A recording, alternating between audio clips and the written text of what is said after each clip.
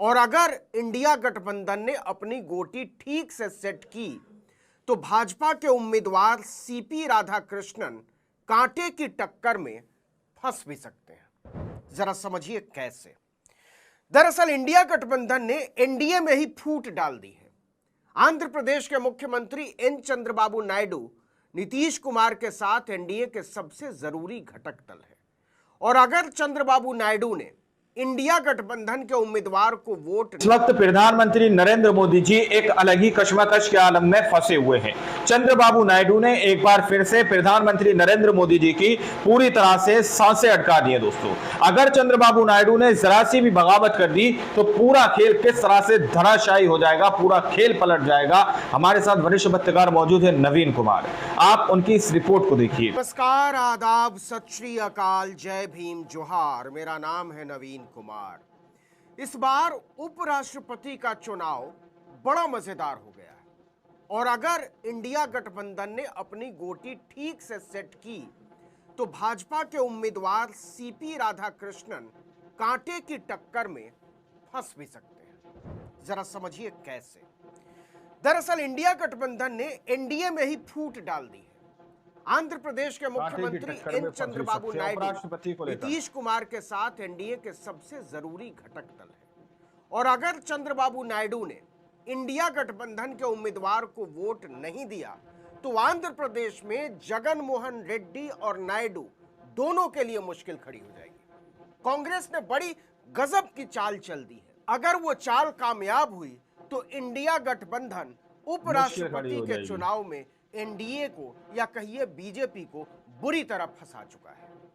देखिए, उपराष्ट्रपति की कुर्सी के लिए दक्षिण के दो राज्यों के बीच टक्कर होने वाली है। एनडीए के उम्मीदवार सीपी राधाकृष्णन के जवाब में इंडिया गठबंधन ने बी सुदर्शन रेड्डी को उम्मीदवार बना दिया है। सीपी राधाकृष्णन तमिलनाडु से आते हैं तो रेड्डी अविभाजित आंध्र प्रदेश के रहने वाले हैं।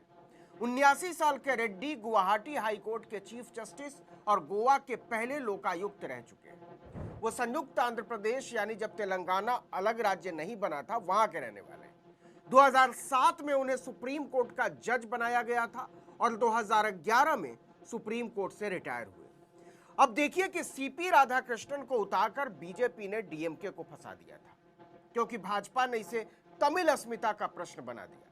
दक्षिण के सभी दलों पर इसका दबाव बन गया।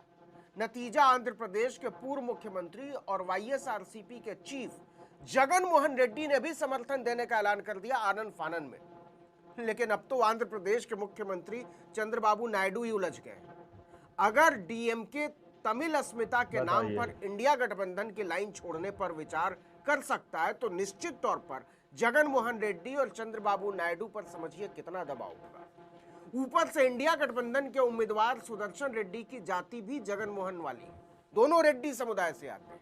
आंध्र प्रदेश में सामाजिक और राजनीतिक रूप से रेड्डी बेहद प्रभावशाली है। कम्मा और रेड्डी की राजनीति चलती है। जगन मोहन हो या चंद्रबाबू नायडू, अगर वो सुदर्शन रेड्डी की उम्मीदवारी का समर्थन नहीं करते तो आंध्र प्रदेश की राजनीति में कांग्रेस को हमला बोलने का मौका मिल जाएगा। ऐतिहासिक रूप से रेड्डी जमींदार, शासक और योद्धा वर्ग से रहे, वॉरियर क्लास। काकतीय और रेड्डी राजवंशों में उनकी भूमिका बेहद महत्वपूर्ण हुआ करती थी। रेड्डी समुदाय की हिस्सेदारी आंध्र प्रदेश की जनसंख्या में लगभग 8% है और ये रायलसीमा के साथ साथ कुछ तटीय क्षेत्रों में भी प्रभावशाली है। खासकर कडप्पा, कुर्नूल और अनंतपुर में रेड्डी समुदाय का प्रभाव बहुत ज्यादा है।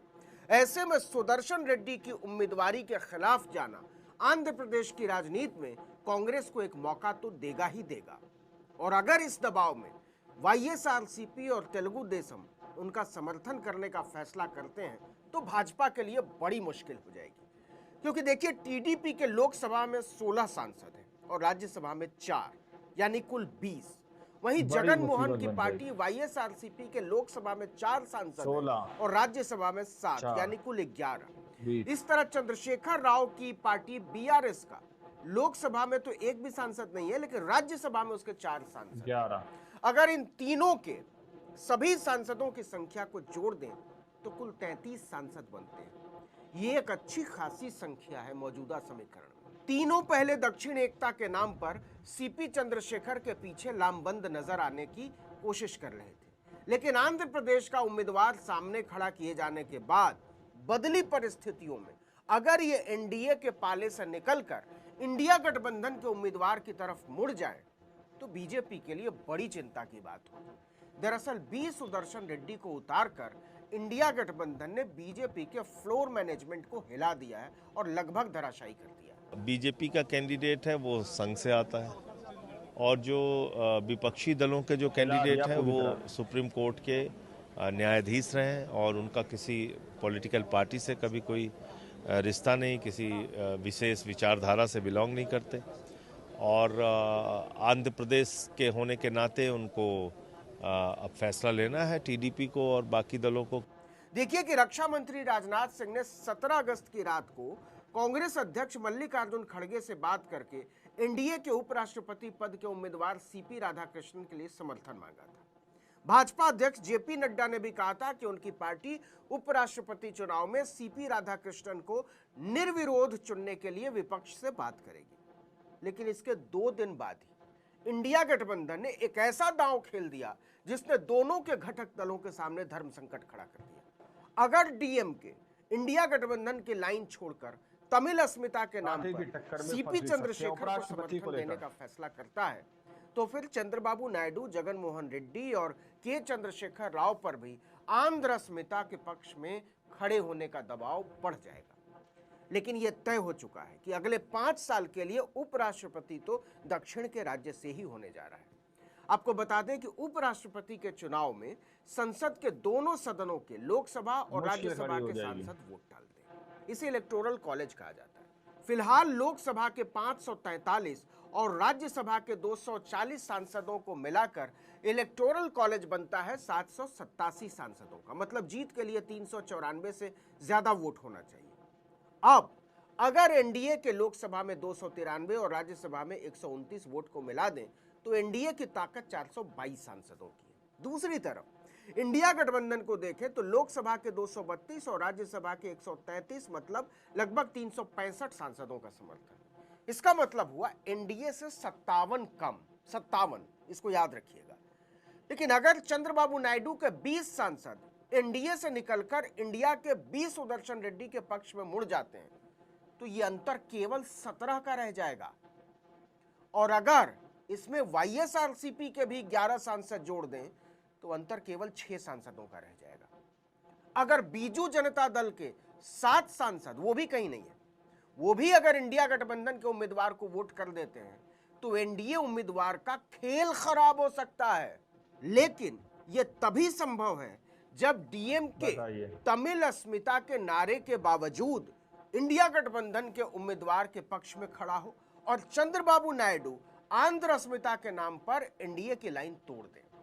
और फिलहाल यह मुश्किल लग रहा है, लेकिन यह तो तय हो गया है कि इंडिया गठबंधन ने भाजपा को नाको चने चबवा दिए। उसके लिए सीपी राधाकृष्णन को जिताकर उपराष्ट्रपति की कुर्सी पर बैठाना हलवा तो नहीं रह गया है। इसके लिए बहुत सारे जोड़ तोड़ और मान मनुहार की जरूरत पड़ेगी और नरेंद्र मोदी को ऐसे ऐसे लोगों की खुशामद करनी पड़ेगी जिन्हें वो देखना तक पसंद नहीं करते। और इसमें सबसे बड़ा नाम है तमिलनाडु के मुख्यमंत्री स्टालिन का। आपको हमने कई बार बताया है कि तमिलनाडु की सरकार को राज्यपाल के जरिए हिलाने के लिए हुकूमत ने क्या क्या नहीं किया है।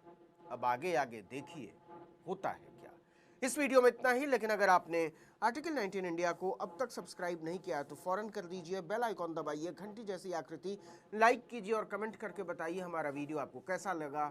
हमारा ट्विटर हैंडल है आर्टिकल 19। दोस्तों, आप लोगों ने इस वीडियो को शुरू से आखिर तक देखा। वीडियो के अंदर साफ तौर पर बात की गई है जो उपराष्ट्रपति के चुनाव होने जा रहे हैं दोस्तों, उसके अंदर अगर इंडिया अलायंस की तरफ, सीधे तौर पर इंडिया अलायंस की तरफ अगर चंद्रबाबू नायडू ने वोट कर दिए तो ये एक बड़ा झटका प्रधानमंत्री नरेंद्र मोदी जी को लगेगा दोस्तों, और यहीं से उल्टी गिनती शुरू हो जाएगी। इस वीडियो के अंदर आप लोगों को आंकड़े भी बताए गए हैं कि किस तरीके से 33 से 34 वोट जो हो रहे हैं दोस्तों, वो एक बहुत बड़ी गिनती होती है इस वक्त के हिसाब से। अब आप लोग जरा सोचकर बताइए कि पहले लोकसभा के अंदर जिस तरह से चंद्रबाबू नायडू ने प्रधानमंत्री नरेंद्र मोदी जी का, एनडीए का जिस तरह से समर्थन किया, उनको अपना समर्थन दिया दोस्तों, क्या इसमें भी फिर से एनडीए का समर्थन देना चाहिए या इंडिया अलायंस का देना चाहिए? बाकी सारे पहलू आप लोगों को इस वीडियो के अंदर बताए गए हैं। आप लोगों ने इस रिपोर्ट को देखा सुना, आप लोग इस रिपोर्ट के बारे में क्या सोचते हैं, क्या समझते हैं, अपनी राय कमेंट सेक्शन में जरूर दीजिएगा। मिलते हैं अगली वीडियो में, जब तक के लिए जय हिंद, जय भारत।